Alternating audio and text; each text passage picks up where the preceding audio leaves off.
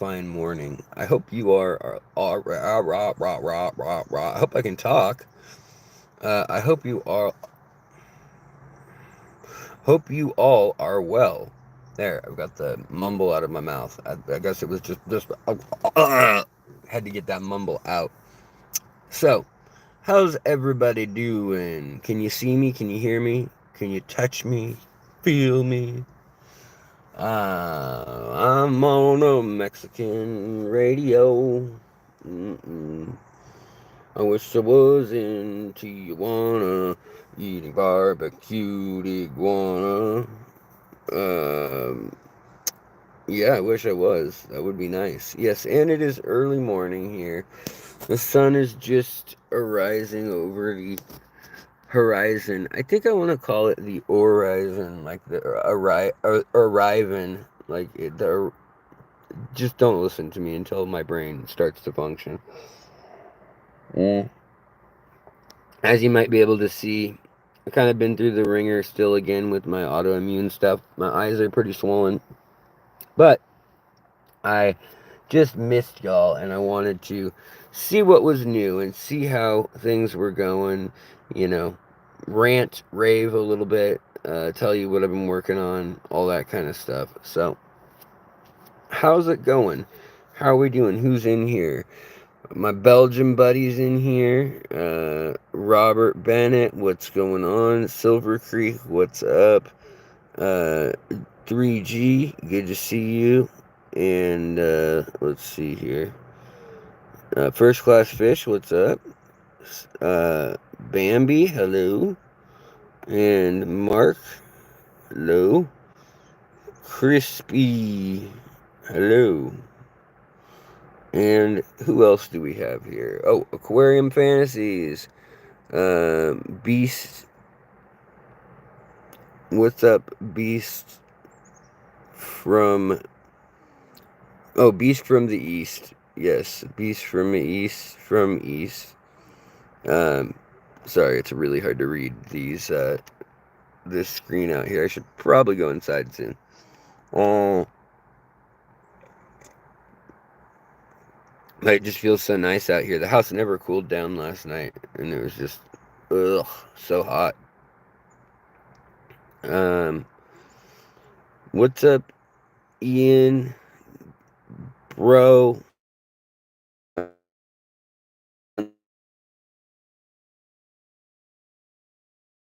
D Leon, D Leon.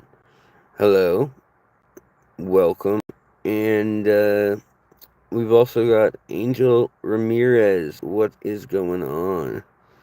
Good to see everybody. Dean Stevenson. What's going on? So there we go. Now I'm not staring right into the sun. Uh, so I have kind of not been in the fish room. I got an invite, and I was trying to finish up the things that I kind of needed to get done around the house that have just been like a long time coming.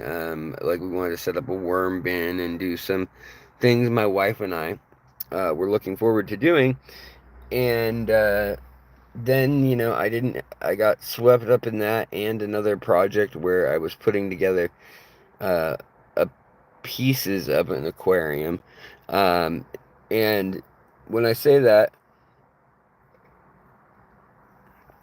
I mean that I got consulted for a habitat at the Point Defiance Zoo in Tacoma, where they're going to keep clouded leopards, and they're going to be side by side by these little cats called Asian leopard cats that are another wild cat from Southeast Asia, and they both like water a lot and they like hunting, which who would have thought that a cat likes hunting, right?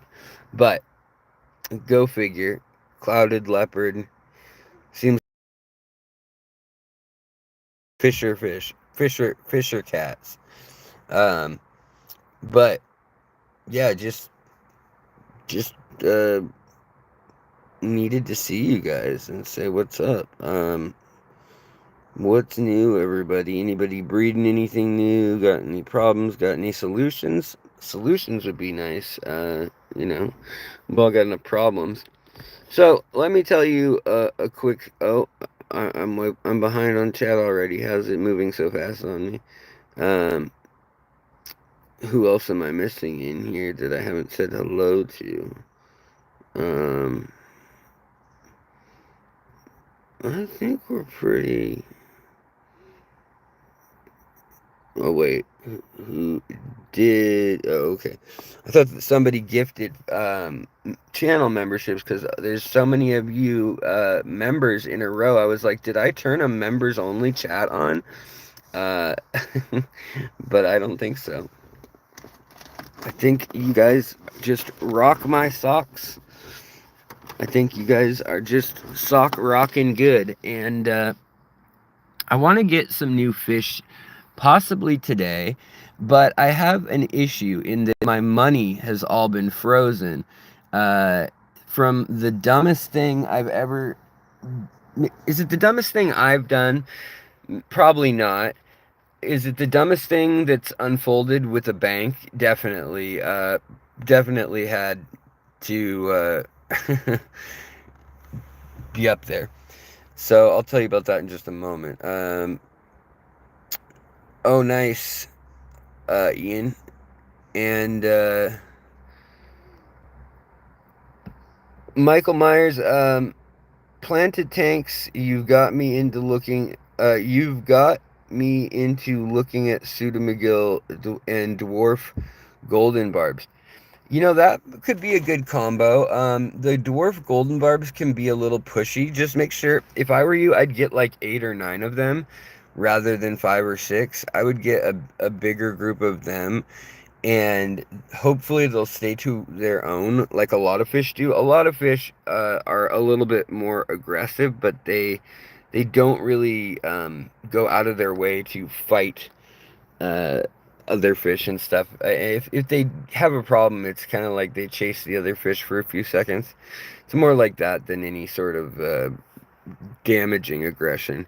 But nevertheless, it makes for a stress tank, so you know you want to make sure they're getting along. But yeah, I think that combo could definitely work. I'm just the getting along part. That's all just you know, from my head of like, would it work or not? Because pseudomcgills can be a little timid. But I've never tried that combo that I can recall, unless somebody's seen a video with it. If I did do that combo, I didn't keep it there very long. Yeah. So, Susie for Prez, what's going on? You got a 29-gallon planted. Have yellow shrimps, mystery snail, autos, chili raspberries, and ember tetras, and wondering what I should add next. Let's see here. It kind of depends on how many of those other things you have. Um, when you say you have yellow shrimps, is it one shrimp or is it 500 shrimp? The autos and the chili raspberries, is it, 2 chili raspberries or is it 15? Some of that will dictate what you can do. In a 29-gallon, you kind of got to work more with the space up and down, the height. And so things like little puffers, like an Amazonian puffer, for instance, usually would work out pretty well in that for most of its life. Sorry guys, I'm gonna yawn, I'm gonna hide it. Hopefully you guys didn't catch it. I hope you didn't catch it. The Yeti, what's up? Scuzzy for Prez. Scuzzy for Fuzzy. Stocking ideas though: yellow shrimp, mystery snail, autos, chili raspberries, and tetras. If I were you, I would get something like a cleanup crew. So I would make sure that you've got, other than just the autocinklus, either a Siamese algae eater or a Florida flagfish, or maybe a What else could you do? I guess you could do a group of Corydoras as well. They're not going to do the cleaning the glass and stuff very well, but they will pick up scraps of food and stuff that otherwise would be going bad. Mm. Um, Aquarium fantasies, what's going on? Um, yeah, you could do a few Praecox blue neons in the Tetra tank, probably. You could probably pull off most pseudomagills if as long as there's like floating plant cover. So, hornwort or sawassertang or floating bits of lily or moss attached to stuff where they can hide pretty easily, then it's a fair bet that it would go all right in that case. Um, yeah. See, um, you do need some Corydoras in there for sure. Um, oh, nice. Uh, somebody's out metal detecting, huh? Did you guys find anything while metal detecting?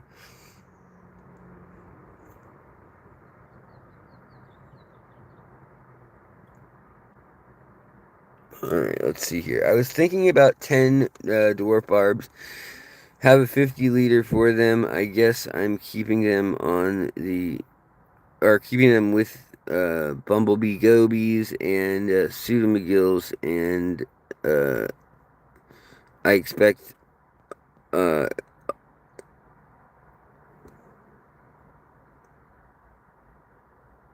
the pressure or no, the pseudomagills will be separate in a species only. Oh, okay. So really, you're just dealing with the embers and the blue neon and the what was the other one you had?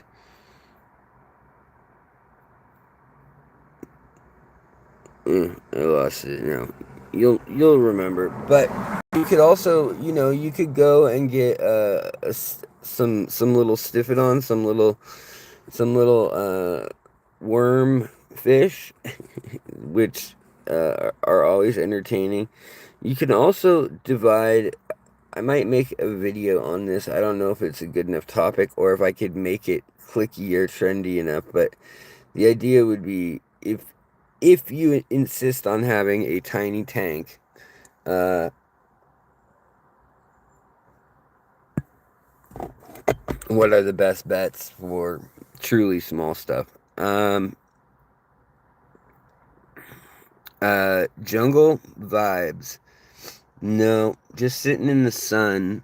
You can see my eyes even staring in the sun, which is very bright. Still have pupils. So, no, I'm just tired this morning and just wanted to chat and see what's going on. Um, Recently been working with M1 Mwanda Jewels, similar to Turkana Jewels, um, and Temperament. Now, I liked Turkana Jewels. I think they're cool fish, and I think that they're beautiful, but like was just mentioned, I think they're a little feisty. I think they're a little hardcore when they're spawning, to the point where I wouldn't keep them with any other species if they're having babies. I would just give them their own 10 or 20 gallon, and that's probably sufficient for them. Also, they're really, really good about raising the babies, and the the babies are really I'm so distracted by your guys' comments.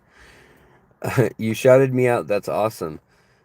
Yeah, I'm gonna shout. I'll shout you guys out, even though everybody's making fun of me. My wifey was away for like the last week basically. I picked her up the last weekend. So it wasn't this week. It was the week before that she was gone. She was down in California. Um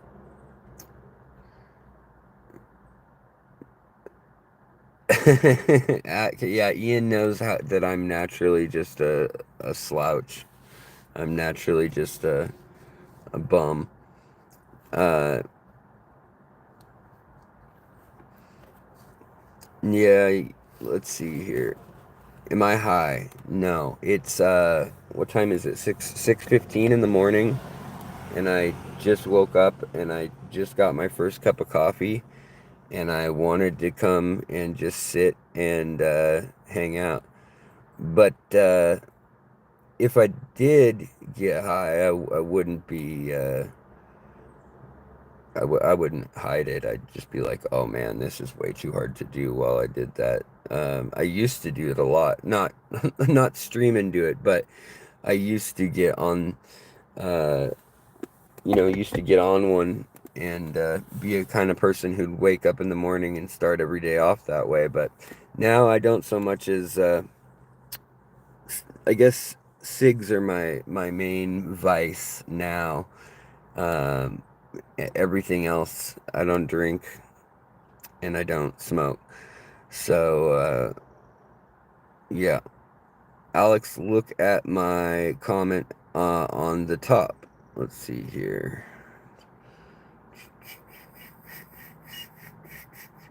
Alex, imagine me sounding like Stewie. Where, wait, Stewie, where are my plants? Okay, all right, I can do that. Uh, Katrina Bond, yes. Hello. Too evil to hope. Hello as well. Too evil to hope. That's a name. That's a name for sure. Good seeing you. Durf Sun, what's up? Idiosyncrasy, 6:15 in the morning. Yeah, I know. I don't know why I thought it'd be a good idea to hop on here. I guess everybody can see how bad off I am today. Can a pleco live outside in the pond here in Washington? Probably not year round.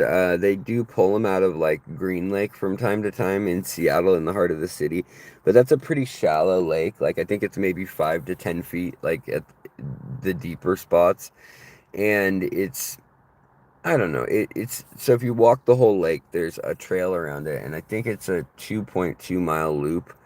So it's not a very big lake, and with everyone swimming in it and fishing in it and stuff, they end up pulling a lot of weird stuff out of there, including, there's always pet turtles left there and all sorts of random invasives, including goldfish that are huge. Uh, let's see here. Aquarium Fantasy says, I am waiting for your email for plants of yours. Um, did you email me? I can't remember who's who because I've had a couple people like I know Henry Figueroa wanted some plants, as did another gal. Um, and I was like, well, I do need to trim my tank soon. Like it's well overdue. It's been two weeks, I guess. And I should probably just show you guys that tank in a moment because it's gnarly. Um, let's see here. It's so overgrown. Uh, hey, Alex, do you have your uh, panda loaches with? So, yeah, I did keep my panda loaches with my scarlet batis as well as with my tiger batis. I've tried both out.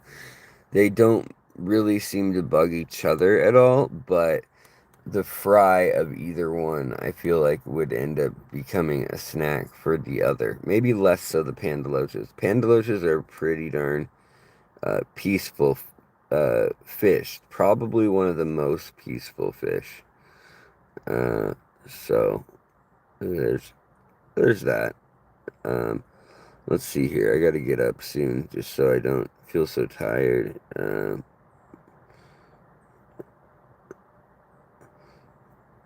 Henry has a name. I'm Henry the Eighth, I am. Henry the Eighth, I am, I am. I was married to the widow next door, and she's been married 7 times before, and everyone was a Henry. Henry wouldn't have a Willie or a Sam, no Sam. I'm the eighth old man, I'm Henry. Henry the Eighth, I am. Uh, I'm sure you're aware of that obnoxious song, but now you're more aware of it. Fission Tactics, what's going on? I'm looking for the blue baddest. I think what was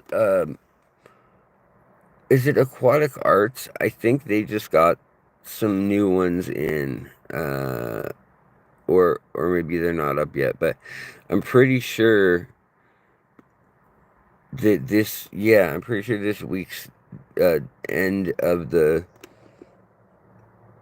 week delivery that they got some. Good morning, Lumpy Dog.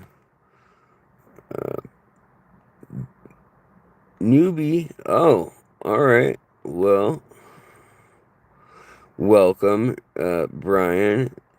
It's always good to see folks, even if I'm blinded by the sun. Blinded by the sun.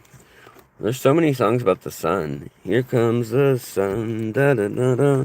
It's almost like it provides all the energy to our world. Ugh. All right. Look at this beautiful day. It's been about 90 degrees every day for a couple weeks now. And I don't think I like it. I think I don't like it. I think it's too much for me. Um, that's what I think. Leah, hello. Oh, you found an Asian stone cat, an anchor cat after months. You thought you'd accidentally gravel backed him away, huh? Should you get him a pal? You don't need to. Um, but you could. I'm sure he wouldn't fight you over it. I'm sure he'd say, thanks for the pal. Um, is it a little early for me? Yes, it's way too early for me. I just popped on here to see what was going on in the land of the internet, and also because I missed the streams this week. I wasn't feeling well. I had some autoimmune stuff. Like, I've got lupus, which I feel like a broken record, but people are always like, what's wrong with your face? Why do you look so haggard? Why do you look like a 12-year-old boy that's aged 70 years your skin? That kind of thing. And the answer is lupus. So sometimes it gets better, sometimes it gets worse, but all that red flushing in the face and the swelling on the eyes and the shiny eyelids and stuff, that's all from that, unfortunately. You know what? I need more coffee, and one that doesn't have a freaking fly in it. Not a big fly, it's just a little one. But that's one too many flies for my coffee. And that's Hermits. Yeah, we got some oldies going down in here this morning. So the other thing that I was gonna tell you guys about my crazy bank story. I know this is a fish channel. Hey, thank you, Andrew. I appreciate it, Andrew. Sharon, appreciate it, buddy. Coffee money. Coffee money is needed this month because I can't access any money right now, other than PayPal, which is so frustrating. So let me tell you what went down, and then you guys can tell me all the ways that I'm dumb and I probably should have. Just like House, it's always lupus. Yeah, totally. They never expect lupus in males. Um, and somebody a minute ago was like, "Oh, he's on opiates." I'm like in the direct sunlight. It's coming like right through my carport, and you can see my eyes. You would know. It's a touchy subject for me because I was for years, and so I'm pretty proud of the fact that now I avoid most things in other than medications here and there for when, you know, the broken back from the lightning and from the various things like having all my teeth pulled, and that's the next exciting thing. Hopefully in a few months I'll also be getting new top teeth. I had to come up with $7,900 for that.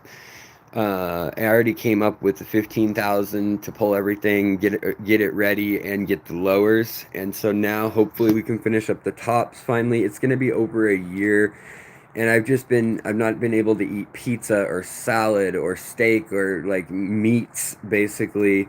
So the thing that surprises me though is that the lettuce and stuff like that, I can't eat that, which is like what? So yeah. Um, Jess L says it's more than a bit cruel to accuse people of being addicts, especially if they deal with chronic illness. What if a person is having a flare up or something? Yeah, well, that's the case this morning. I'm having some issues, and the other thing is I have I don't know if I even should show you guys my feet, but I have this edema, and do I want to share this with you guys? I'll share a little bit. Yeah, I'm getting implants. That's exactly it. Because I'm only 37, and I had all my teeth removed by 35, well, 36-ish. And so I want to retain as much of the tissue as I can. We need a mod in here. We have mods. We have mods. Is there something going on? I think everybody's being okay right now. Yeah, totally sideshow. Yeah, you got to check on your people. We just had yesterday, actually, while I was at a river, I just posted a short this morning of me catching some cutthroat trout, and showing the baby cutthroat trout that had spawned. And there was a big walk of people that were walking over a bridge, like 2,000 or 3,000 people, and they were all people, and we're gonna get demonetized right now, but they were all people who had basically gotten friends or family members who had died from fentanyl, and it was in this town called Monroe, part of Snohomish, another town, that were meeting there, and it was just from this small town over the last like 10 years, and it was like thousands of people. Really crazy to see, but you know, I've lost from my high school well over 10 classmates from my year that I was friends with and have, you know, kept up with. My wife lost a coworker who was like never ever took anything, and somebody gave him like, and this was like 3 or 4 years ago before it was such a problem. Somebody gave him what they said was a Tylenol 3, and it was not. It was a lace pill, and he died from one pill at work. Oh no, Albert, I'm so sorry you lost your dog. That is a bummer. That is, yeah, that's the worst, buddy. Rest in peace, Chief. Yeah. Sayak Anam, hello. I hope you are doing well. Melissa, my addiction is bigger than yours. Yeah. That's true, Tina Marie. It's funny how people judge everybody's addictions these days, and nobody can put their phone down for 24 hours. Yeah, that's true. That's definitely true. Yeah, you know, I luckily got out of that world of the street trade for the most part when, so for me, I've been sober as of June. I've been sober 16 years now, 16 years. And or I shouldn't say sober. I haven't had alcohol in that long, but not long after that I quit most other things as well, like herb and stuff too. Now I've tried herb a number of times under doctor's suggestions for my like chronic illness and stuff, and it just doesn't work for me. It gives me really bad anxiety. But no judgment to those out there who do whatever you got to do. I hear you. Anyways, yeah, I don't know how much we're gonna chat about fish. We could always do a fish chat later. But I'm getting more coffee. That's what I'm doing right now. And I'm gonna be quiet because my wife is still asleep. So hold on. Got the coffee.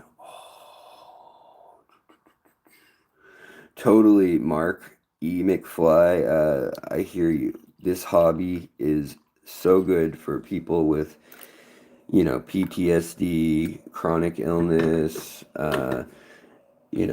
anxiety, depression, any sort of substance issues. It's phenomenal for that. And it has saved so many lives of so many people that have written me and just said, like,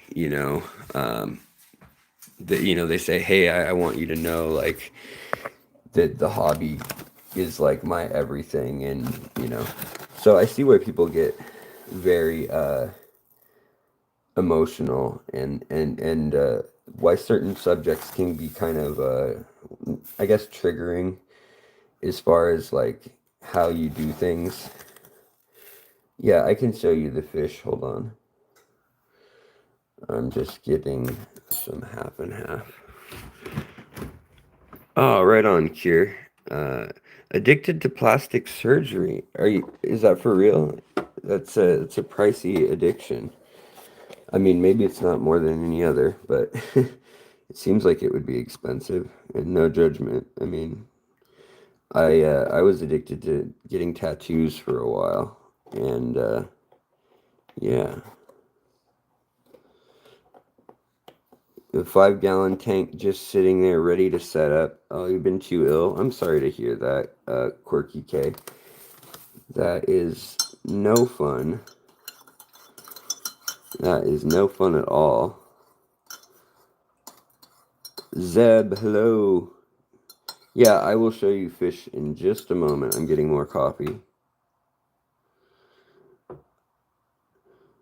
I was also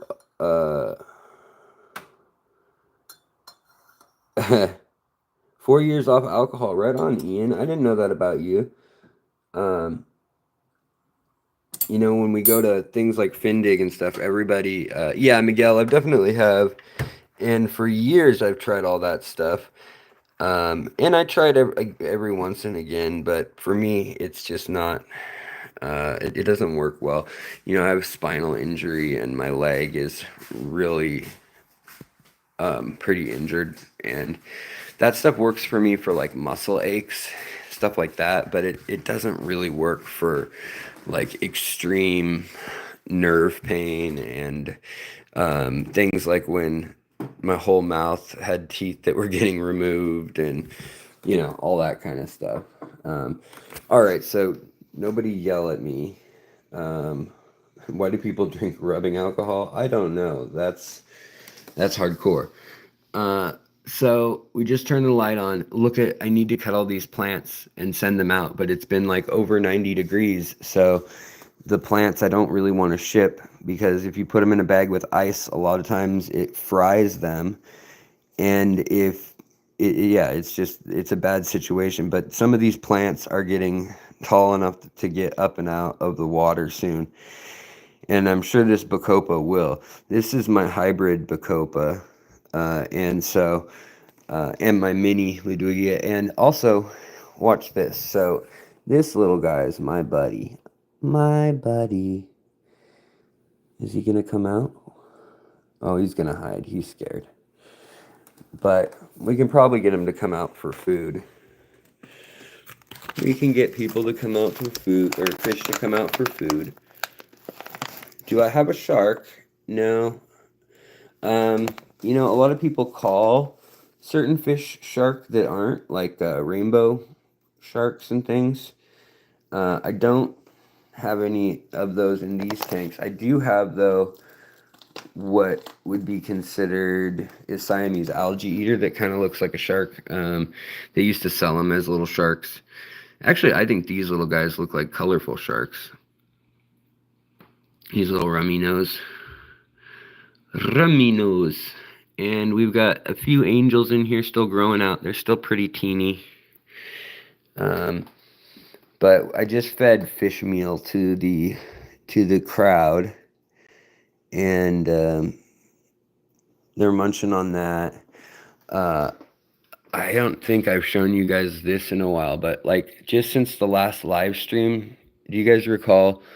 I mean, the aphids on here are an issue. This is coming so high up out of here, whereas before the aphids weren't such an issue because I could just kind of flick them down.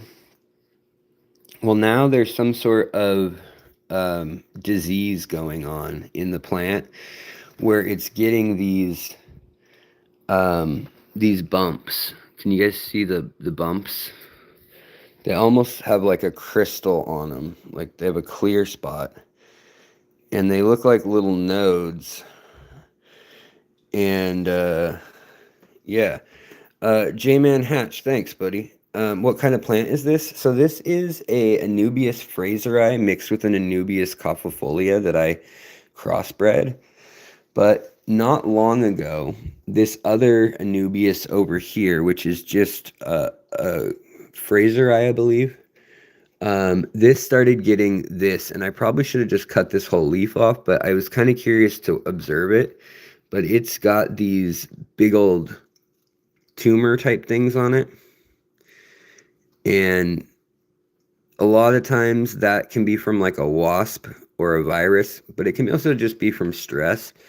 I think this is a virus because now this plant showed up on these leaves. You can see the holes. They're hard nodules.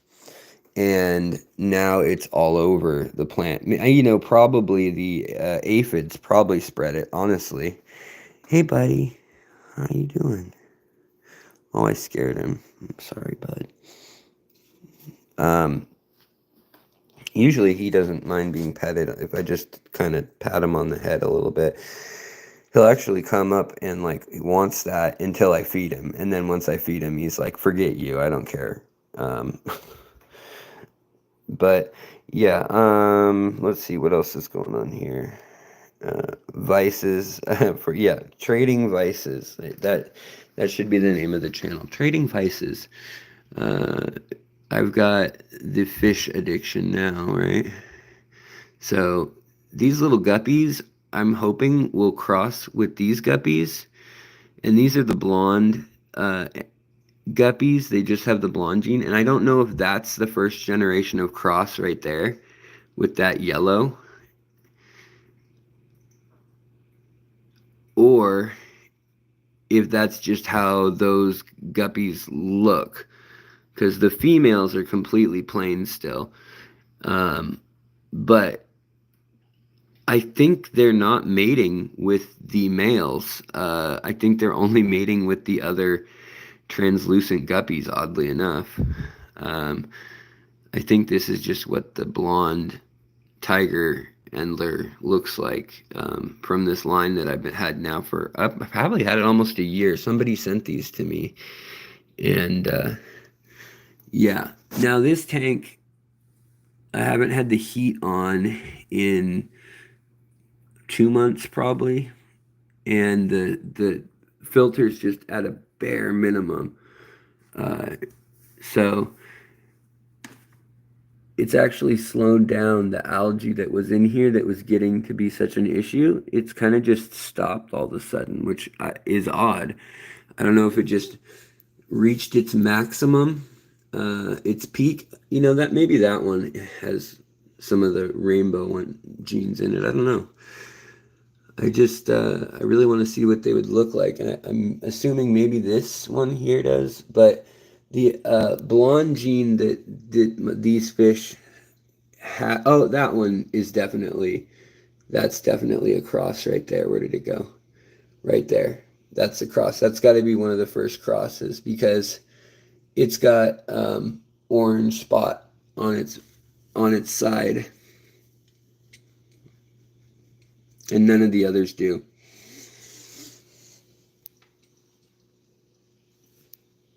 Always fun to play with them.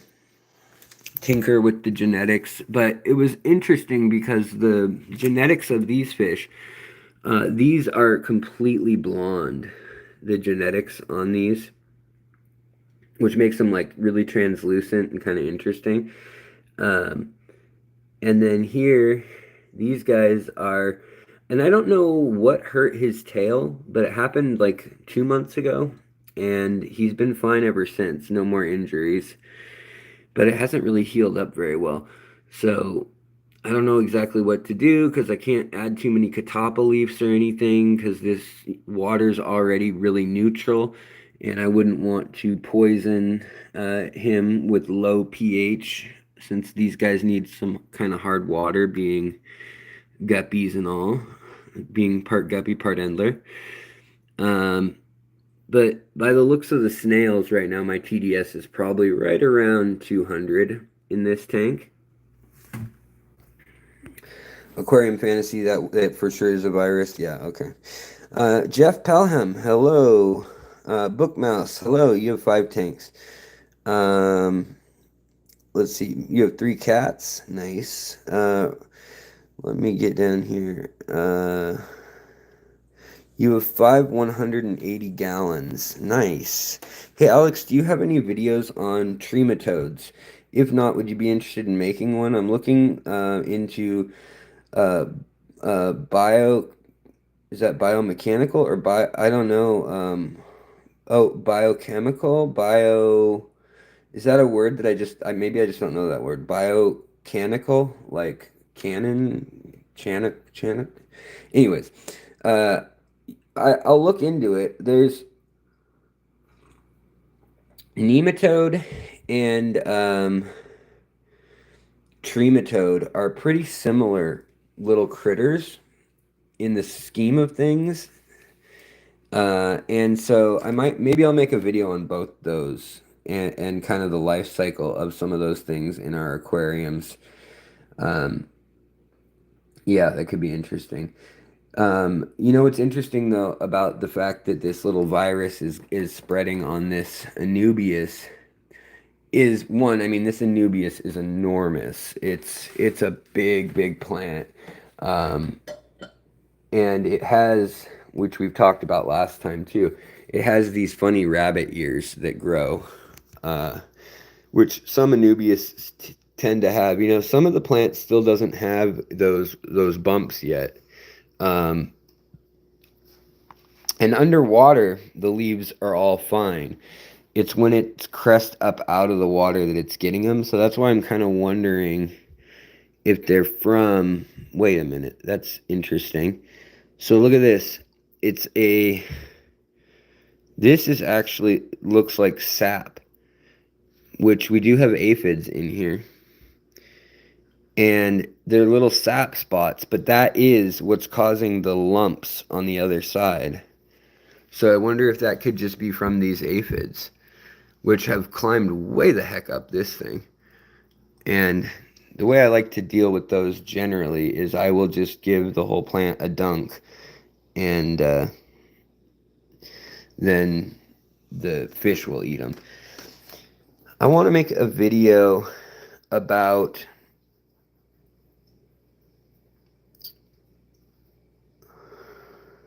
oh yeah, Sheikh Anam, you're no problem about the baby Oscar fish. Did it work out? How is your baby Oscar? Um, the plant has a potassium deficiency, is what it is. Whenever I up the potassium, the the the edges get better. But this plant is growing so fast. This light plus the light it gets from outside here, uh, it's in hyper growth mode. Plus, it's a giant hybrid, like I said. So it's not like its relative that here's a normal leaf per se. Normal plant leaves. Look at all those little springtails and aphid bodies. What we're gonna do is we're gonna drop them down in the water and give them to the fishies. Yeah, they all floated off right there. Alright, fish, have yourself a feast. Nothing grows like good old dirt. Yeah, that's there's some truth to that. We're gonna give them some little micro wafer pellets. I like these things. These Hikari micro wafers. They're nice for like small nano fish that are aggressive feeders that are gonna just like snap it up before it even sinks at all. And a lot of these tetras and the diamond tetra, which by the way, we still are going to have Ivan Mikolji on the show to talk about he and I working together and reintroducing the diamond tetra to its endemic range. Because right now it exists in Colombia and in Brazil, like people have let it go, but we are going to be putting it back into Lake Valencia, where it has not been for almost 40 years. And nobody's seen them in the wild, in their natural habitat, in the basins that they're from. And so that should be really interesting. Let's see. Oh, and yes, Oscars are growing up. Oh, good. No worries there. Hold on, guys.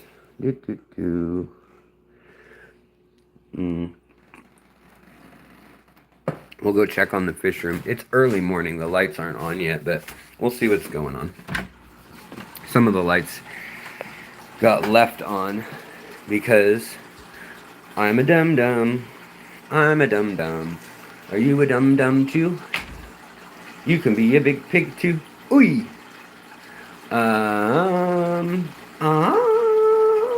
Here we go.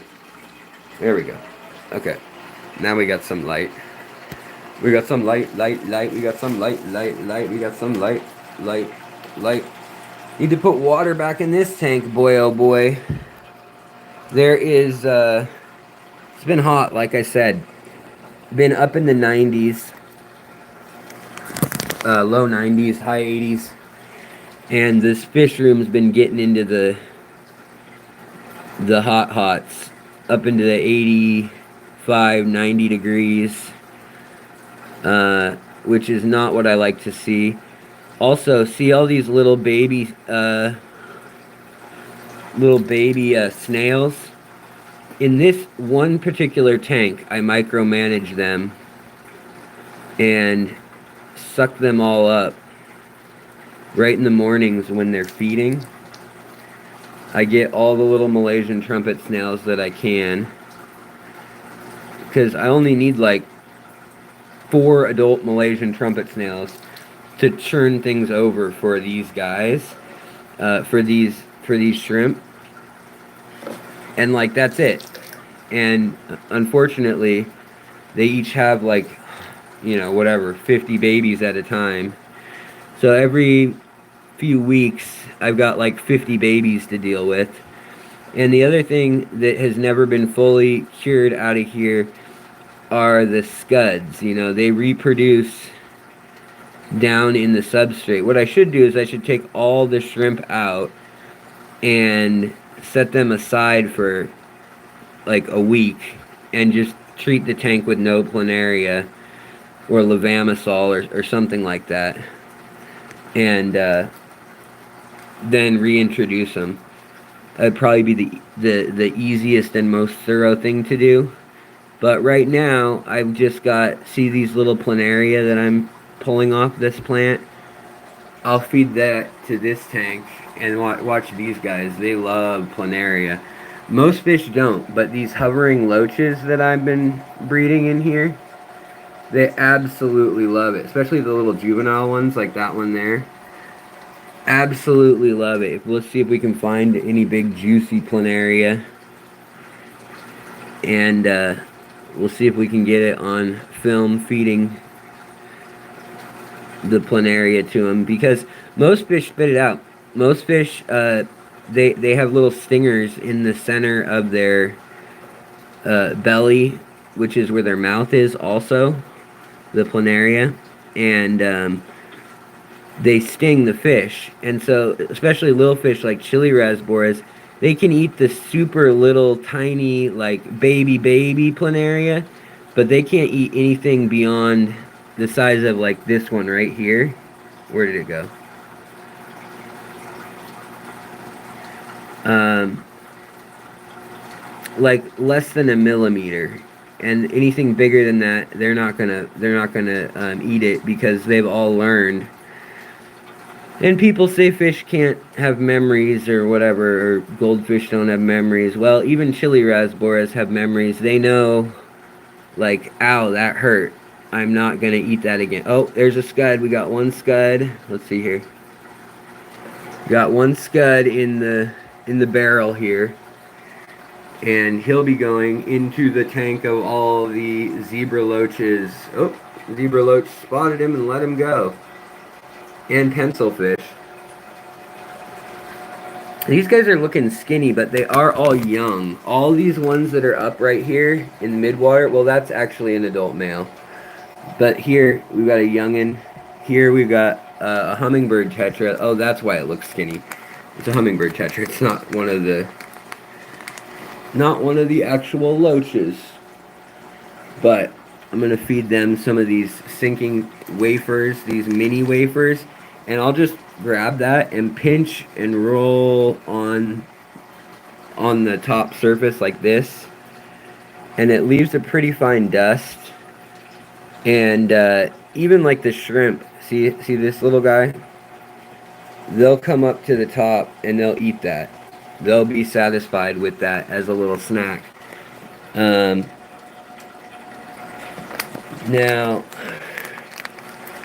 we'll get these guys some food. I'm going to just move this around so that I can do that. So now all the tetras will have a little meal. Then we'll get some sinking ones down to the Corydoras that are in here. These bandit cories, they're so shy. I don't know why. They just hit the deck. Same with the gold ones back there. They're so shy, the cories in this tank. And all the fish look terrible in this tank because of the light just being turned on. But these guys are the really bright blue Matei core. That one there. They're the really bright blue Mateis. And then these are the Negrofasciatus divarios.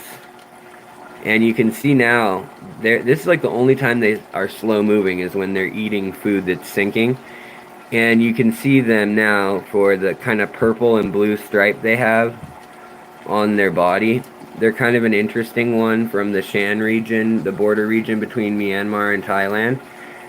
And they're one of my favorite little danios. They're really peaceful. And you know, this shrimp tank sure has worked out great too for a filterless, just having a light shrimp tank. It houses these chili rasboras. It houses all these shrimp. We've sold over 180 shrimp out of here, and then I kind of stopped counting. I did it for one calendar year, and then I was like, eh. Now I know, in theory, like, what I could make off of it. There's a pregnant shrimp right back there. Right, whoops, just smacked it with my turkey baster. There's another pregnant one right up in here. But right now I'm just looking for scuds or planaria that are hiding, that somehow evaded me. And let's see here. I don't really see any more, which is good. But the scuds, they must have babies down. Oh, there's a big juicy planaria. Okay. So let's see if we can watch this thing get nabbed by somebody. There it is. Oh wait, was that it? No. Did I even get it out of here, or is it holding on to the side? Now I don't know where it went. There's all these sinking wafers that are falling down now too because I broke the surface tension. Shoot. Well, not that it's a problem that we only have one planaria, but I was hoping we'd find a few more to feed to those loaches.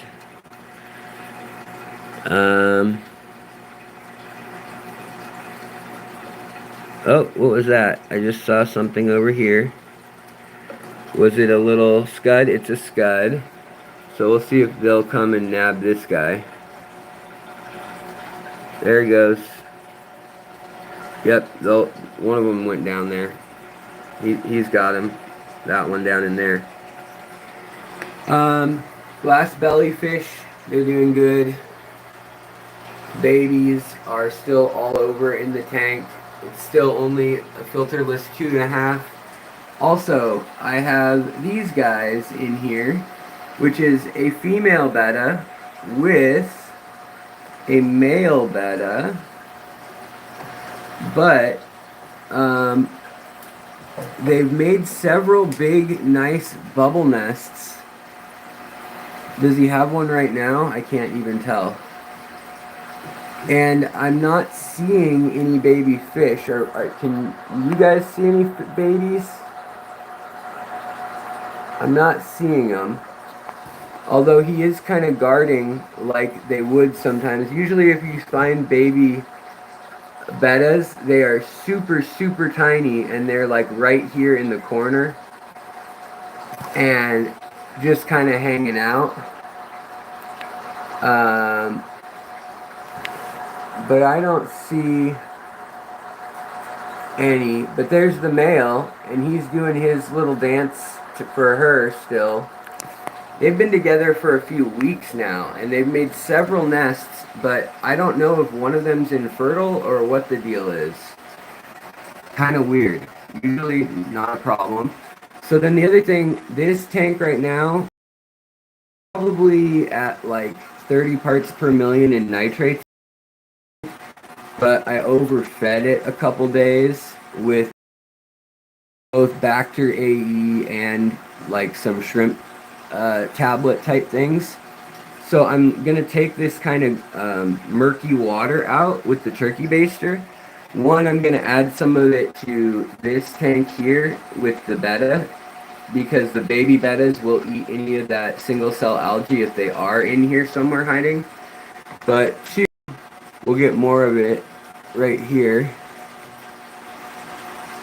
Yeah, I know. Beast from the east. You can't see any of the fry the first few weeks with a lot of species. It's kind of frustrating. But over here, these guys are getting big enough that they don't need it anymore. But I am going to still put the green water in because they'll still feed on this for a few, like probably 2 months of their life. See, there are some that are still pretty small back there in the background, like this little guy. Whoops, scared him off. There are some pretty small ones, even though some of these wild bettas are getting bigger. Ooh, and there's a scud. Let's see, did I get him? I don't know if I got him. Oh, no, I didn't. Now I got him. Now I got the scud. Dirty scud. Sounds like such a derogatory name for an animal. These guys love all of that stuff, though. All the little creepy crawlies that I can pick out of a tank.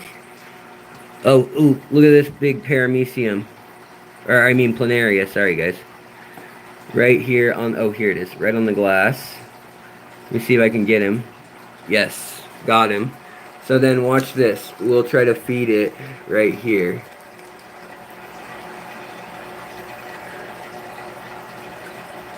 Did it stick to my turkey baster? Yes. Okay, let's try that again. Nope, still stuck to the turkey baster.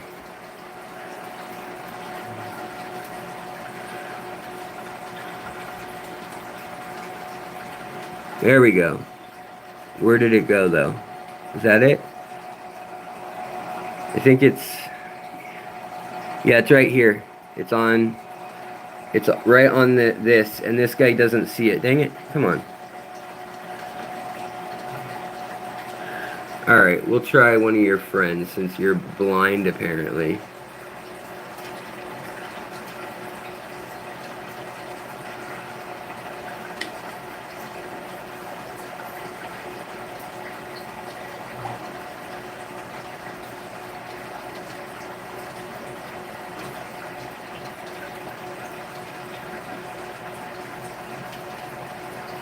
This is something I'll have to just record on its own probably, because the chances that I get a close-up of them feeding with the camera this difficult to manage is probably pretty slim.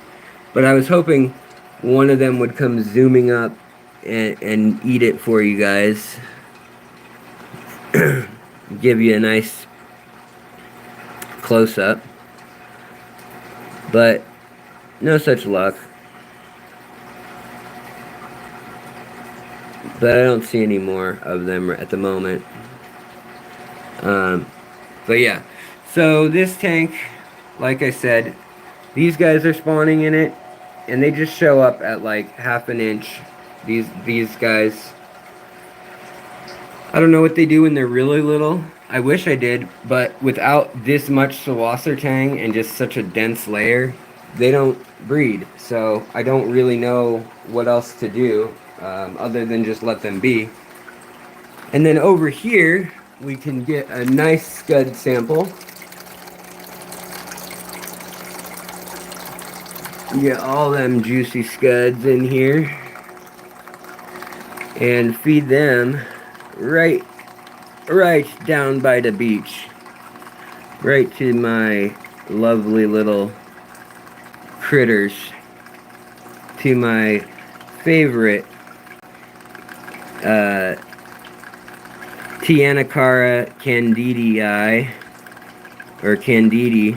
There's the male. The female should come out in a moment. Usually she's lagging behind. And then here we've got the white-cheeked Yunnan province Chinese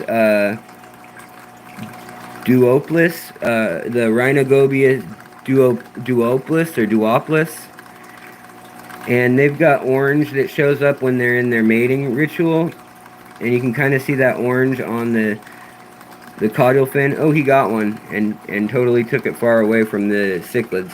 The cichlid the other day grabbed one of these little guppies by the tail, this little cichlid, and dragged it backwards, like all the way far away from all of the food, and then just like let it go. I was shocked to see that. And they turn colors. Sometimes they're dark, sometimes they're light, these little gobies. Super fun to watch. They also like lip lock and kind of tug of war back and forth with their mouths, which is kind of interesting. See, this one's got nice color showing right now with the orange, and then there's some orange in that dorsal fin. And this one too also has it showing. So I've got 3 of them in there right now. Let's get some more scuds. And we'll feed more scuds. So there's scuds for everybody. Scud party. There's scuds even going up here. And like, the rainbow fish are terrible at hunting scuds. I don't know if they just didn't evolve it, the skill, or like what their deal is, but they are just awful at it. They are such ill-prepared. What is a scud? Well, I have an hour-long video on it, but if you don't have an hour, they are these little micro shrimp, and they eat algae. That's why they're in that really dirty tank. There's other kinds that eat other kinds of algae. So there's some in this tank here in more of like green water.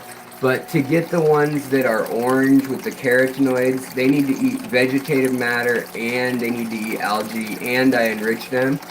And then this tank used to have a bunch of scuds in it, but I had this sick betta, and so I put her in here to get her away from her abusive husband, this gentleman right here, this betta malak, which is a wild betta. We'll plug the light in, I'll show you.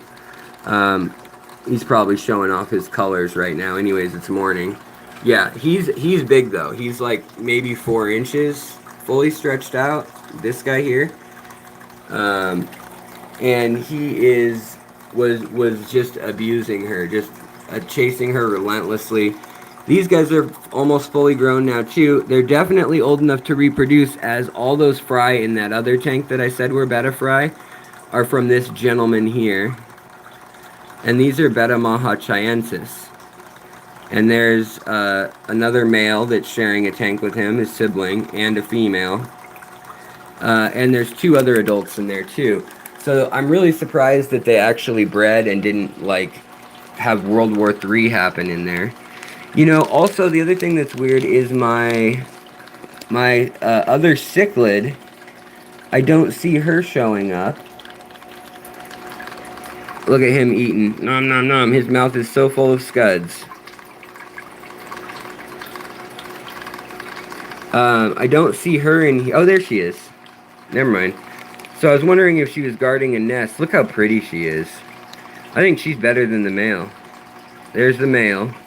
He's showing off today too now. And then up here, we've got these dumb pseudomagills and the sahulensis, the Melanotania sahulensis, which are a dwarf rainbow fish that only gets, well, you're looking at how big they get. And they're pretty, they do pretty well with the other rainbow fish. They seem to get along all right. And then we've got Culiloches in here as kind of our cleanup crew for all the stuff that floats to the bottom when I'm sprinkling food. But I have to gradually feed them. Yep, see, here comes the Culiloches.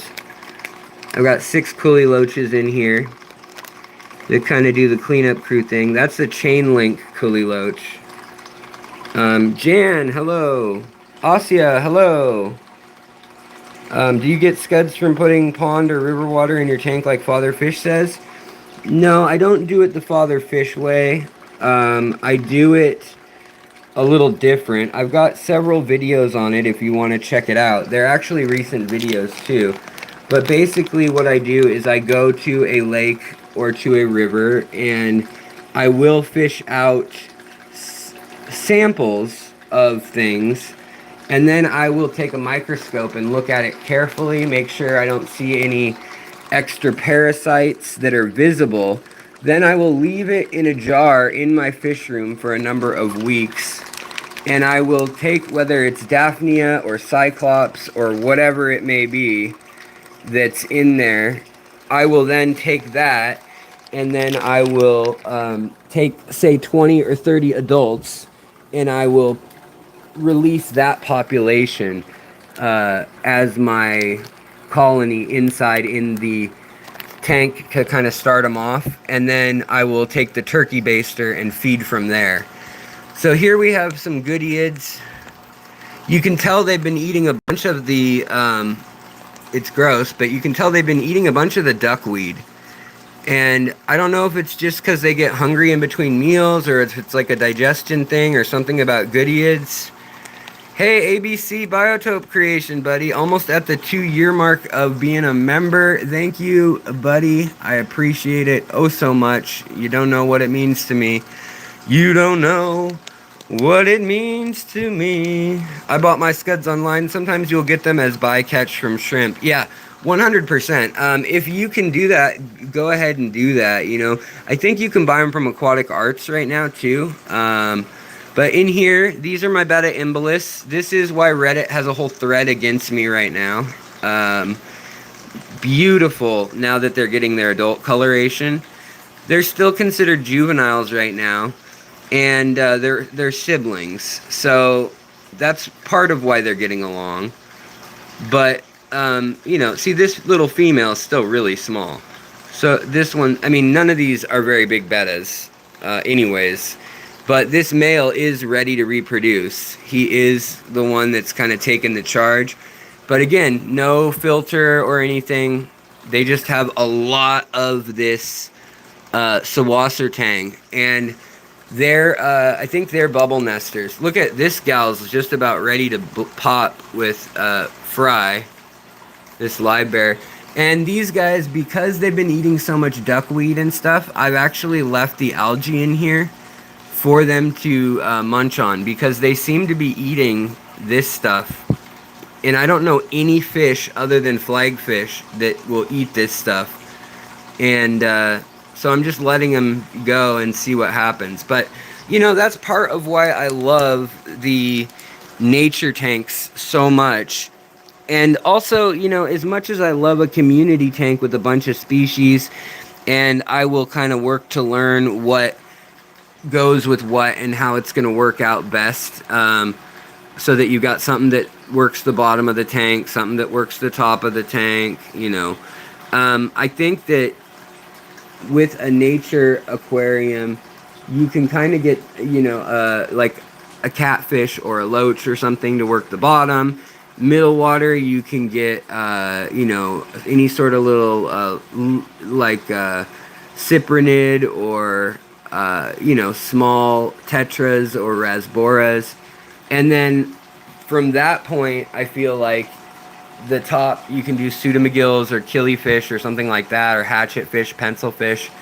Um, these bettas actually are getting along really well with the baddis, which kind of surprises me. But there's some baddis in here too that they're getting along with. And, you know, it's not always the prettiest. People will say, clean your glass. But to me, I'm even interested in observing what are the patterns in the algae that I left on the glass. So how are the snails feeding? What are the snails eating? You know, is this food going to be accepted by the fry of these guys? So of my peacock gudgeons, we've got a male here with the more bulldog nose. And then we've got a little female down in here hiding. And, you know, if they ever pair off and decide to have babies, they're one that they have really tiny fry, and they'll become predatory really quick. But they still need single cell organisms in the water. Anything other than pretty much live bearer fry, like these guys, need that. These guys can actually eat flake or pellet food that's crumbled up into powder. And these are the metallic live bearers from Cuba. And they're in their own species tank at the moment. I can show you guys. Ooh. Sorry guys, it's hard for me to get up sometimes. Though getting up is the hardest part. Look at that. I want them to spawn. I want to see their babies. I bet they're going to be adorable. Sorry about the reflection of the blinds, but you know, what are you going to do? There's that betta compuncta betta malak right there. Big old boy. His mouth is like, I mean, he could eat this cichlid. And so he really did a number on, where is she? She's up here somewhere. The betta that's up in there. And she's been eating scuds, and she's in this tank, which has a very low pH in here. Like of maybe 5.5 or something. And so she's been able to eat whatever she wants in this tank, as far as all the little scuds and stuff that were in here. And I hope it's helping her. She still doesn't look super healthy. In fact, she looks unhealthy. But she's eating something on the glass right there. Looks like she's eating a little planaria. Still haven't set this up, my friends. I still need to set this up and decide what to put in this 65. That's the next big project. Ooh, is that a... Okay, guys, we got one more shot at this feeding a big old juicy paramecia, or planaria to that tank. Will they take the bait?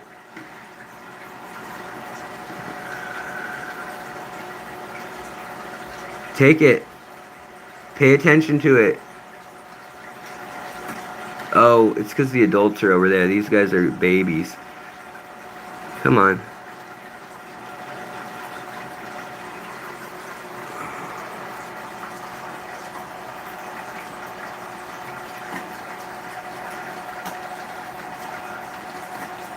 Oh, thanks, Asya. I appreciate it, and I so appreciate your support for so long and so continued, so constant.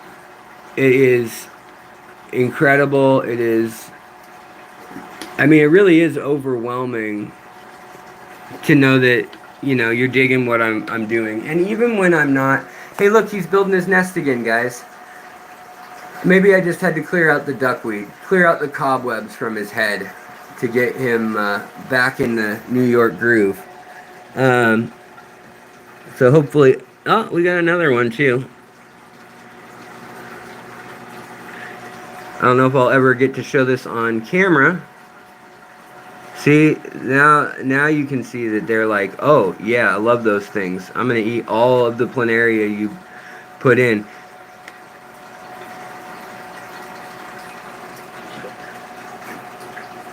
Is it still in here, or did we get it in there? Is that one of the things they ate? They're kind of dumb. They'll eat like duckweed and stuff too when I squirt it in there.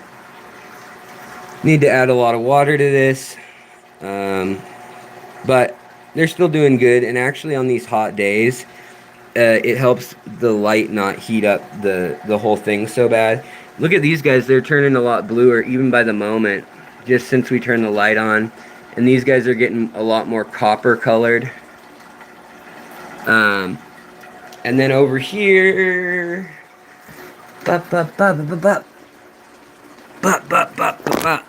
so this has been the low light experiment tank, and there's some shrimp in here. There's one right there, and there's also there's the rainbow fish in here, the kalitawas, and then there are all those heteromorpha, or the trigonostigma is it heteroforma or heteromorpha, whatever they are, the species that was discovered in 2020. They're basically a purple and pink and peach lamb chop, or SB rasbora. And then we've also in here, which is a very odd mix, we've got the rainbow fish, we've got that, and then, yeah, there's a nice female rainbow fish right there. And then we've got the swordtails, the kohaku swordtails, of which it looks like we finally have a female that's pretty pregnant. And it looks like we ended up with 3 males, because I bought them when they were all itty bitty tiny. So, looks like we have, and then, oh, and one yo-yo loach, who's back there. He's basically here for crowd control. He just kind of keeps everything under wraps. But I don't know where all my kalitawas are. Usually they come forward and eat, but they are pretty skittish. There's one right there. I don't see any of the males, though. There's a female. There's a female. There's a female. Where are all the males? Oh, there's a male right back there. You guys probably can't see it. I just like to, check in on the fish, make sure they exist still. Alright, let's get out of this oven of a room. And, Cuban fish. Do corridors go with tetras? Does rice go with beans? Yes, indeed. Like peas and carrots. Welcome to the jungle!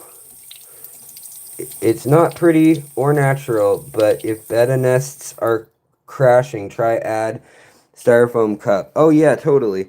I've actually figured out too that instead of the styrofoam cup thing, or people have suggested a whole bunch of things to me for that, but what works pretty well is actually if I feed them salmon meal. So this is from Aquarium Co-op. It's their fry food. But if you look at the ingredients, salmon meal and wheat or soy or one of those things are the ingredients, the first few ingredients. And it's what is going to leave a protein film on your tank. Well, that same protein film will also actually help with the bubble nesting. So I've learned that will also help too. If the issue is just stickiness of their bubbles, like if you see them blowing bubbles, but they're just not lasting, getting a little layer of protein film on the surface. Let's see, is there even any in any of these tanks? No. You guys probably saw them in the other room and were like, protein film, you fail at fish keeping. But in here, of course, I can't get any. Now, the plan was still to get the rice fish out of here and the Andouzi pencilfish and these little guys, the smallest rasboras in the world, the yellow polka dot rasbora, which, to give you an idea of size, they are so tiny. So are the Andouzi pencilfish. They've got there with the red tail there, beautiful little fish, less than half an inch. I mean, he's right in here, and he's the size of, he's as long as my pinky is across. So there's quite a few of them in there. And again, if people are wondering and they haven't heard me say it before, this guy and the pigeon in the other room on the other tank with the pseudomagills and rainbow fish, the pigeon's name is Peppy, and this is Sparky the Sharky, and he keeps them from jumping. So if the rim's real full, they see this guy above them and they don't want to come to the surface. They'll stay just below it. Boy, that giant betta is getting pretty big, hanging out down here with the headstanders. So I need to trim all of these stem plants right here.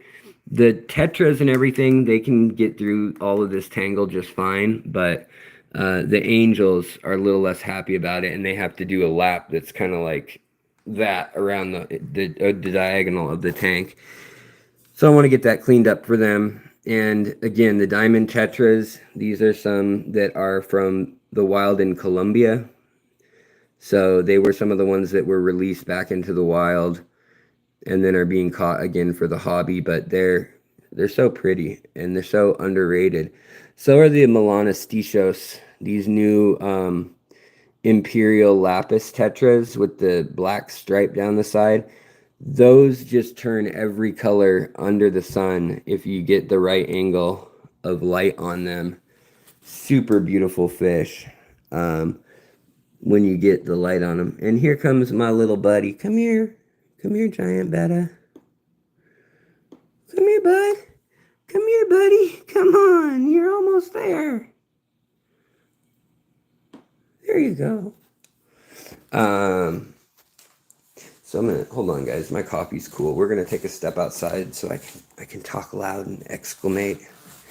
Alex, we love you, but can you please talk to chat more? Yes, I can.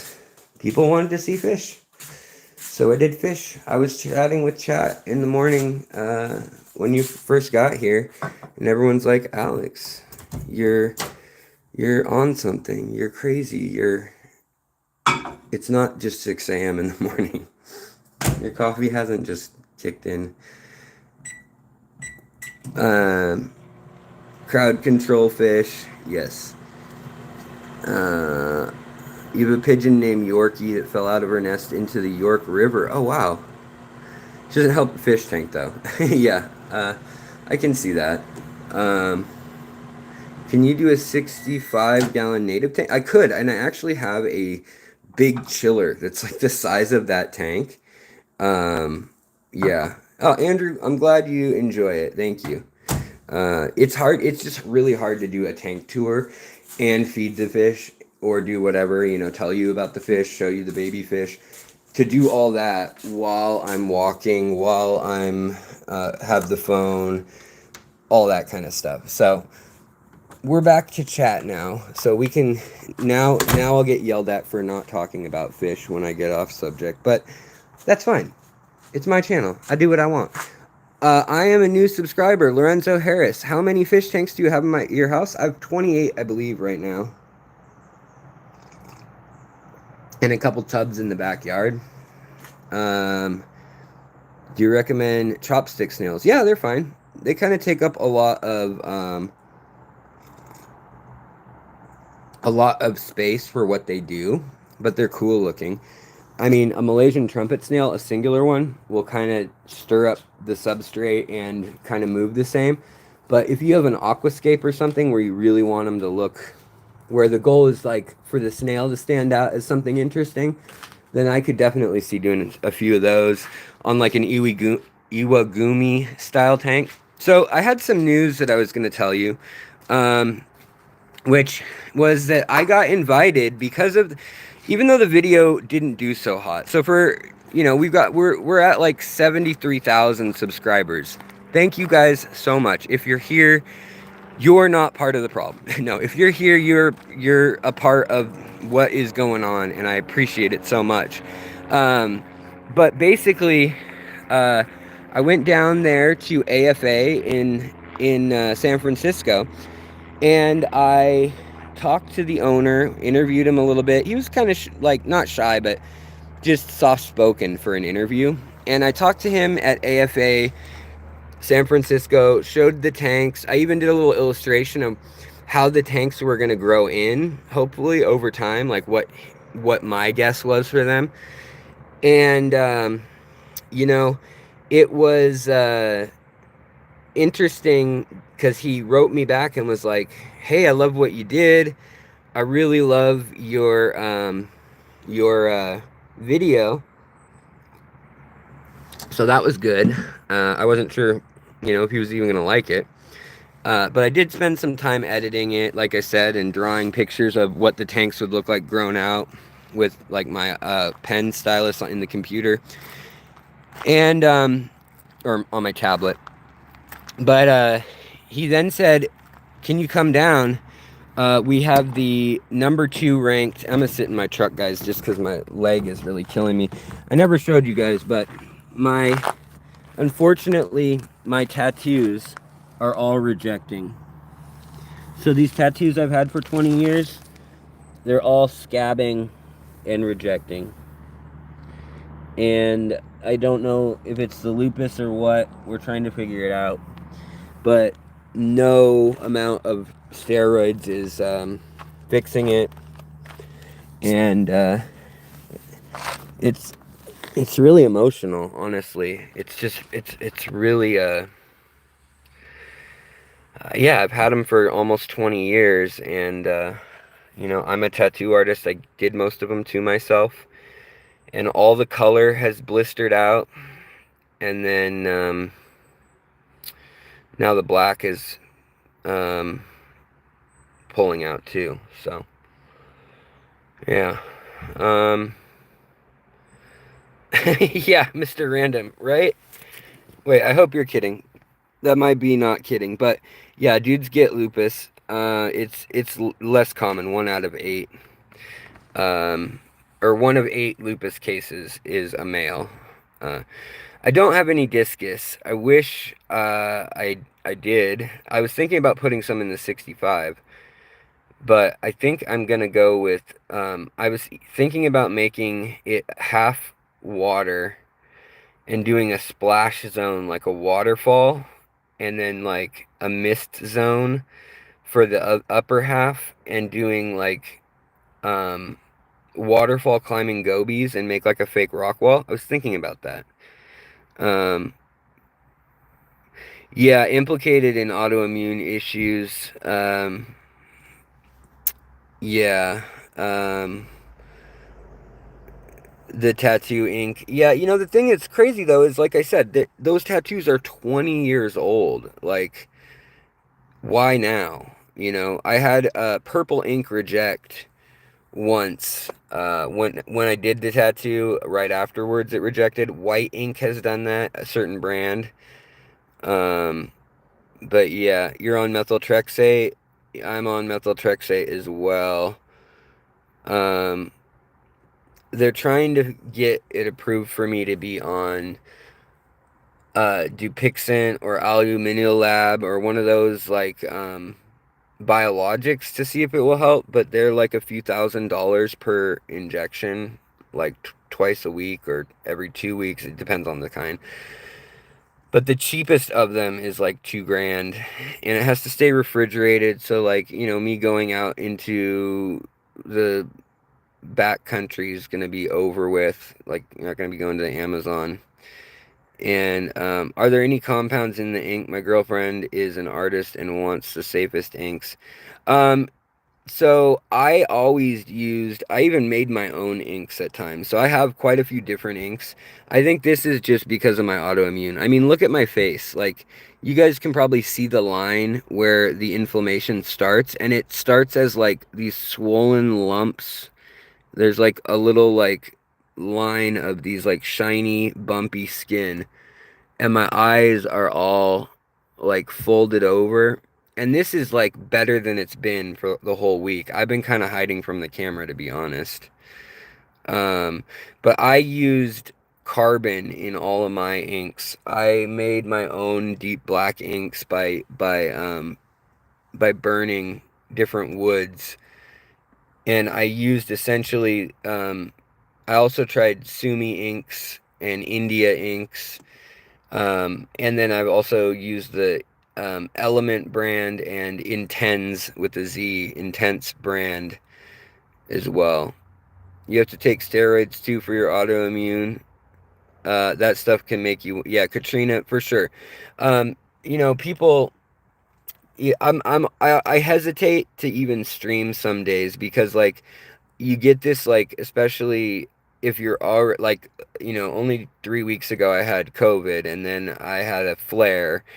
And like this morning, even before had just fully like gotten with being on camera and talking to you and multitasking, it was just really tricky to to look functional and like I'm engaged and everything. And so I'm kind of sitting here in the truck again to show you like, hey guys, I'm here. I care. I'm engaged. It's just a matter of, I'm sick. So and hey, Alex, I think that's your name. Catfish Crew, what's up? What are my top 10 favorite fish? That's a lot of fish.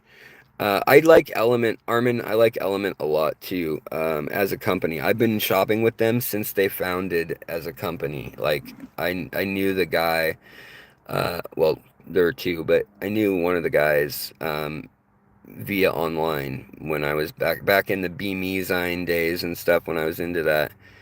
Um, just know your audience will stick with you no matter how you're feeling. Thanks, buddy. I appreciate that. Um, you're not just a pretty face. Yeah, no, I know that. Yeah, no, native fish, I got you. You get the tattoos removed. Would the problem go away? I don't know. I don't know.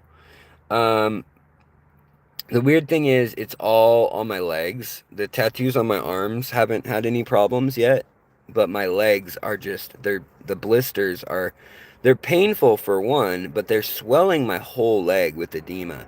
And it's to the point where, like, I had trouble, like, I kind of kept it as on the DL as I could, but I had trouble traveling to Sacramento. And so, what I was going to tell you is the AFA guy down at Aquaflora or Aquaria. Aquaforest Aquaria. Wait, is that right? What is it? Aquaflora Aquaria? Aquaflora Aquaria? Is that right? Is that's saying the word twice? Now I forget the acronym. AFA down in San Francisco. The the shop though, he invited me to come down with no notice. He said, "Do you want to come down? It's 4 days away, and the second best aquascaper in the world um, is going to be doing a workshop here for 3 days and doing two aquascapes and Aqua Forest Aquarium." Okay, thank you. For some reason, I'm like, the word aqua appears twice, and that seemed weird. A beautiful place, though. Yeah, I just did a tour video there. That's what I was saying. But he liked the tour, and he wants to work together again. And I was like, huh, can you hook up a paludarium maybe? Maybe a plant wall or something? So we'll see what he says. He hasn't responded yet. He's busy this weekend with the workshops and stuff they're doing. Edema is torturous. Yeah, yeah, for sure. But when I went down to Findig, I was having a hard time. And like here you guys can see probably, hold on. Um like the red ink of my flowers here is totally blistering off. The shading is scabs, and they run like crazy. Like, this is all textured now. All the color's gone, other than green. But it's also swelled up my ankle and my foot, and like the whole leg is swollen. On both legs are swollen, and both legs have rejected. You can see maybe hold on. You guys can probably see here in the sun the remnants. That blue moon was like a soft blue, and there was like lilac and purple and pinks in here. This is all peach and orange. It's almost all gone. And so I'm just really at a loss what to do. I've been to dermatologists, I've been to autoimmunologists. It's not gout. It's definitely not gout. They've already tested me for that. My albumin levels and my A1C levels, all that stuff is fine. It's because of my lupus. But they don't know exactly what the heck is going on. So, like, why my body's attacking itself suddenly. So they've been trying different medications. So yeah. But I got invited, and I had a project I had to finish here in Seattle. And then I really wanted to go down to San Francisco, though, this weekend and go be a part of that, to go see the ADA setup. But there was no way I could push myself, and, you know, like, I had a hard time. I couldn't even stream yesterday. I was so worn out. And, yeah, so hopefully we can work together in the future. Hopefully we'll feel better.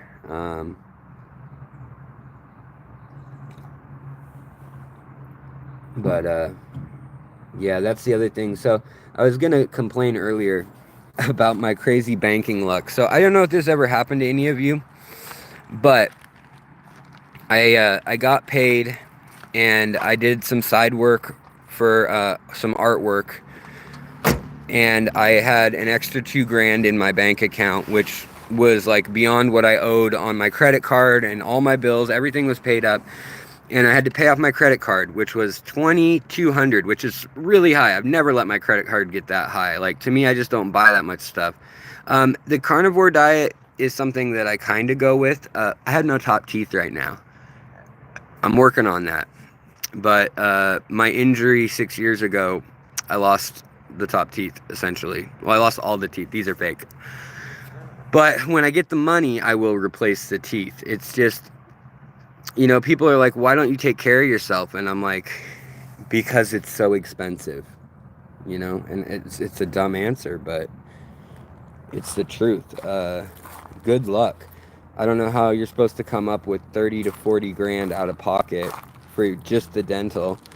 $2,000 every 2 weeks for the biologic medications that would help. Instead, I'm on these steroids that are just not that useful, and they make you feel like garbage. They help a little.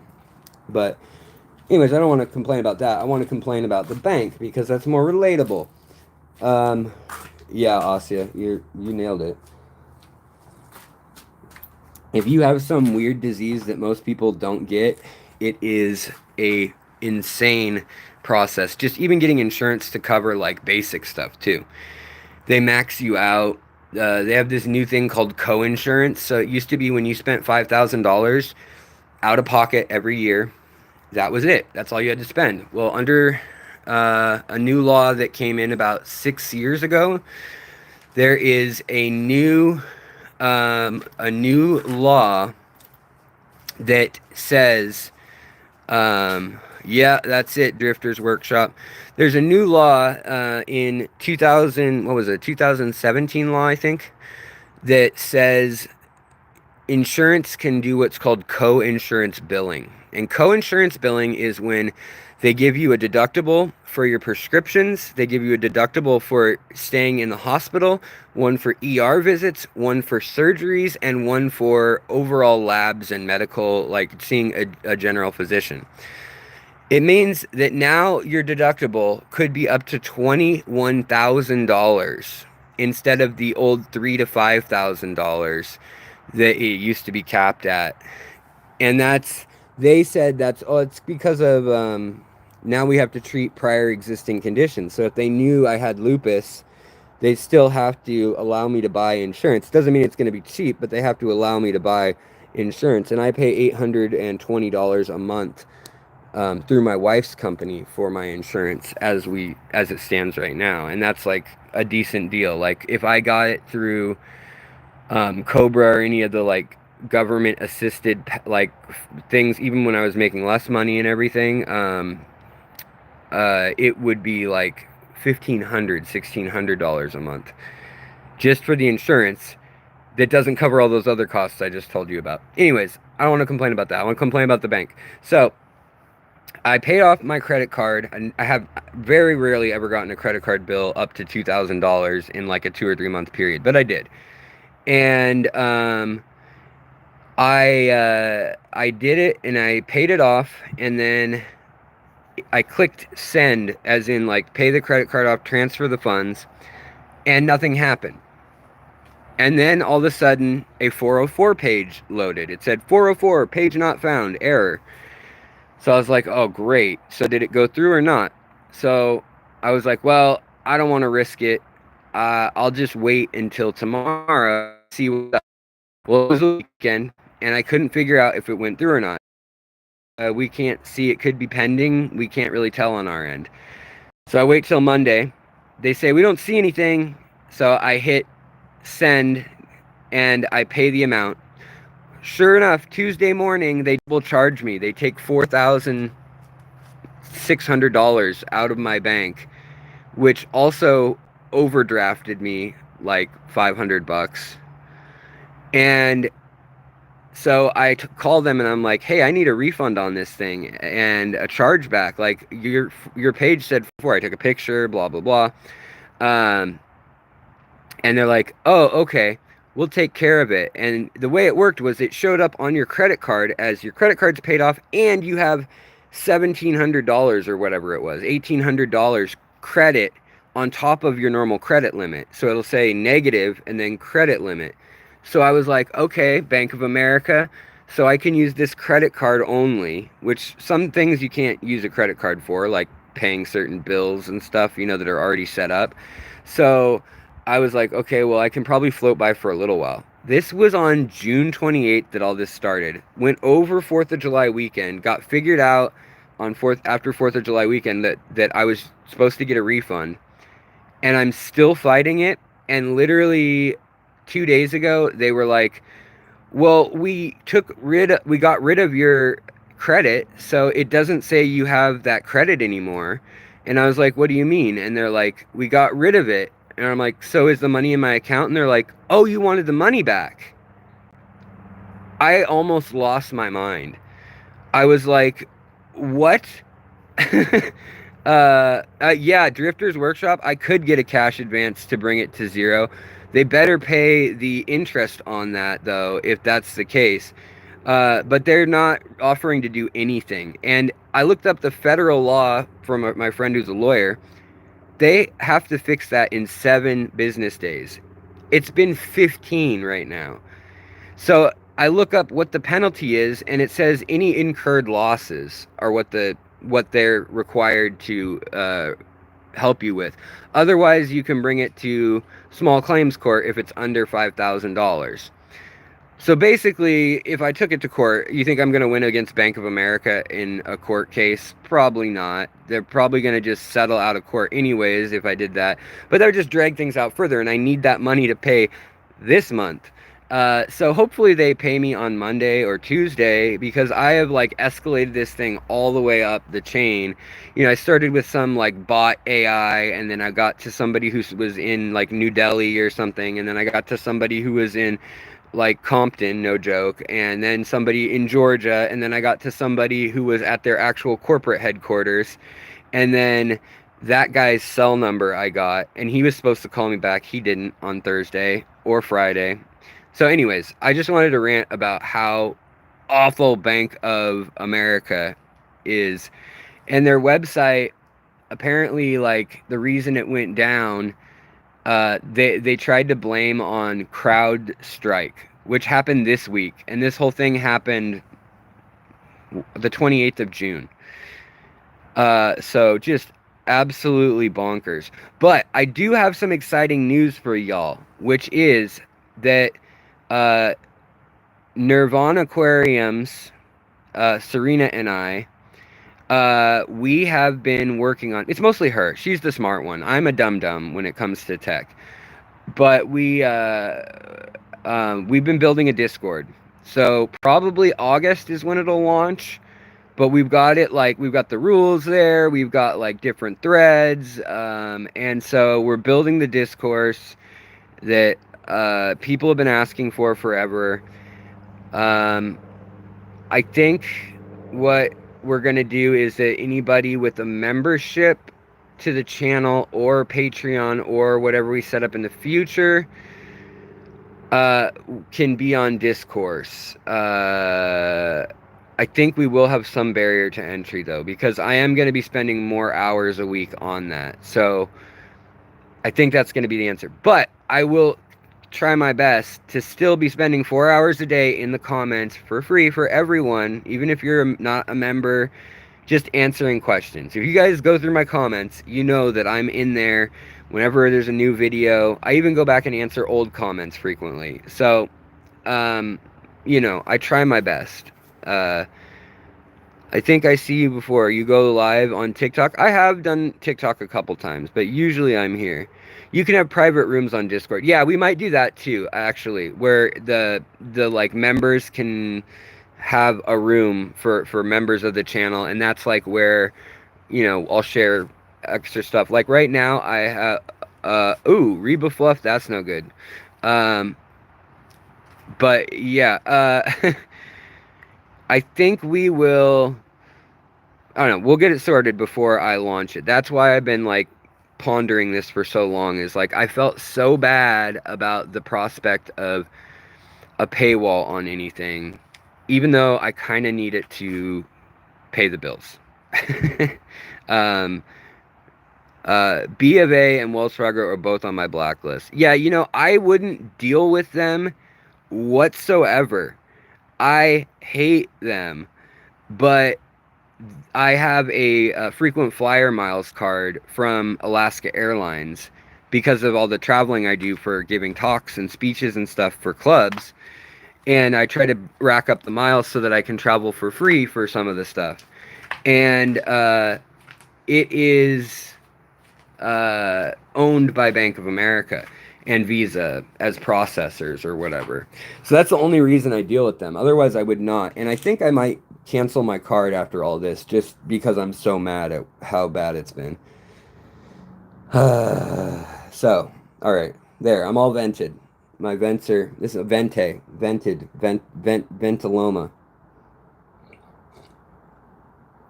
Armin, are you like a Discord wizard? Is that what you're telling me right now, brother?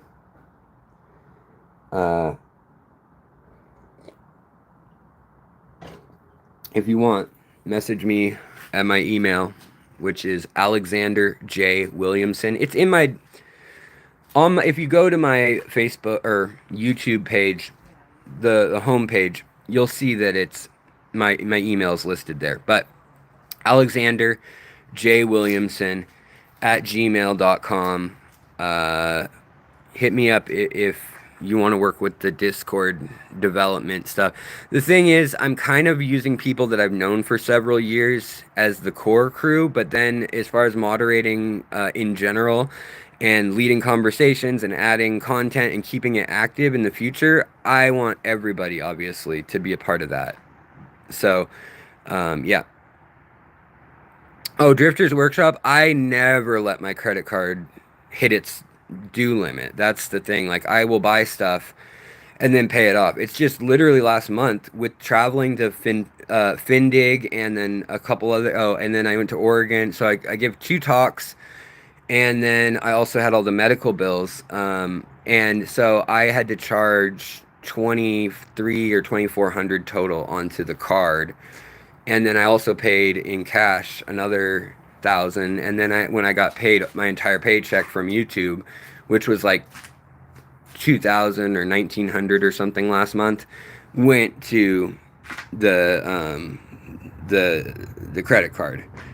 But I paid it off. Like, I would rather be completely dead broke. My wife had bought us food and stuff, but I was dead broke for the last 3 weeks.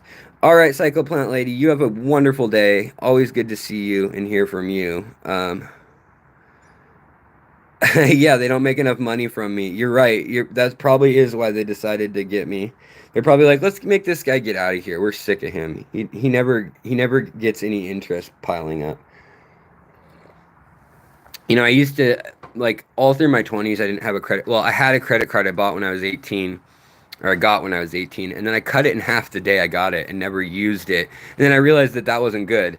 So then in my early 20s, I got a credit card, and just whenever I'd need like a laptop, or, you know, if we bought a couch, or if our landlord would let us pay rent somehow that way, I would use it for that and then pay it off. Like, I'd have the cash ready. How to get a face as symmetrical as mine. Well, that's very nice of you. Cause like this eye's kind of droopy today, and you know, it's shiny on this side and not on this side really. And, but that's very kind of you, to say. This morning when I first signed on, not that I look shoveled, you know, I look disheveled, but not that I'm shoveled now, but, looking better as I've woken up, that's for sure. Genetics, yeah. Well, guys, we've been rolling for almost 2 hours, and does anybody have any important questions about their fish tanks or their life or the way the universe works or anything like that before we sign off? I might even do a later stream too, because I was kind of like you guys said, I was kind of whining about why people were like, what's wrong with you, the first part of the stream. Oh, native fish that I saw more. Yeah, I never answered that either. Coffee is what helped me too. It's what woke me up. I mean, I wake up, but then I'm just kind of a zombie unless I have the coffee lately. And I didn't drink coffee for 10 years, but lately I've really been liking it. Stir-by breeding. Watch my video on how to breed Corydoras. I think I'm breeding stir-bys in that video. It's super easy, same as all basic Corydoras. Flat ram's horn snail's a real thing, not that I've ever seen. So Mel, what's up? Let's see here. Are we fish? Yes, according to some people and some scientists, like everything's a fish. Unknown Gamer from India, what's up? Yes, do another live stream today. Okay, I might. And then also pea puffer tips. Go watch my pea puffer video. That's my tip. Native fish I wish I saw more in the hobby. The bluefin killifish. Incredible fish. All the elastomas. The elastoma gilberti. The elastoma evergladi. The elastoma, the Alabama one that's super endangered, but if you had one somehow. I wish devil's hole pupfish were being bred in captivity. Nobody's figured it out that I know of yet. They do have a second site where they're breeding them, I think, but I'd really like them to try to like offer that to the hobbyists and see if we can take a crack at it. You know, just take like a genetic sampling or some eggs or something, because they can only breed to like 400 or something in that pond, and then they max out, and then that's that. Like, that's all that can breed in a year. I would say also that, oh, how to treat ripple tang. Oh, I don't know about saltwater. I am so sorry, Pistis. History, I want to know about landscaping lava rock to look for when I do my substrate creating slopes and ridges. Lava rock. So, Koke, Koke, looks like the word Coke, kind of, with 2 Ks. That's what the Japanese call it. the really fancy black stone that's lava rock, but you can get the crumbled lava rock, or even sometimes you can get big pieces. Sometimes it's called pumice, sometimes it's called lava, but it's red. That's the iron rich, magnesium rich lava rock. I like that stuff, and I use it in my substrate lasagnas. But some of it is dyed with, like, I don't know what they use, rhubarb. Or, I seriously don't know. But just like the lava rock as well, like they spray it with something, and not the fake red. Because some parts of the country where it's, I'm guessing out east, where it's not as common, because out west most of the states have lava fields somewhere, like Washington, Oregon, Nevada, Idaho. We all have it naturally. Arizona, Utah, Colorado. Mm-hmm. Oh, have you ever seen a 1 inch worm, triangle head that has multiple appendages coming from the middle of its body? Look up Hydra, Billy Lee. If you don't know what a Hydra is, it kind of sounds like a Hydra, but the triangle head, that has me confused. Or maybe it's a planaria that ate a hydra or ate something else, and the appendages are like the body parts that it was eating. Because um, a planaria's stomach is at the midpoint of its body. They're really weird. Um, Jeff Pelham, yeah, good to see you too, buddy. Use lava rock traction aid, i.e., stuff for sidewalks. Yeah, that's good stuff. It's um, it's only $4.99 at Home Depot and Lowe's for the bag that's like 20 pounds of lava rock, or you could get pumice, or you can get white marble. I think they call it granite. Maybe they call it marble. I don't know, but it's the same stuff. So you can get that. You need coffee now too. All right. All hail Hydra. Yes. All right, you guys. Well, I'm gonna bounce. Asya, you have a wonderful day. Andrew, you have a wonderful day. And Andrew, thank you for that super chat, buddy. That was very kind of you. After my complaining, you know why why I was like, oh yeah, thank you. Um, YouTube pays me on like the 23rd or the 24th probably. So hopefully I get paid then, and I'll have some money again, because right now I have nothing other than PayPal. All right, you guys. Maybe I'll stream later today. It will just kind of depends on how I feel and the weather and all that. But yeah, I want to be streaming more and chatting with my best buddies, you guys. So have a wonderful day, you guys, whether I see you or not. And take care. Be kind to everybody and to your critters. Of course, take care of yourself. Oh wow, I'm drooling. That's what happens when you have no top teeth. Be kind to yourself. Oh, as I drool about it. Otherwise, you can't be kind to others. So, yeah. All right, guys. Take care. Much love.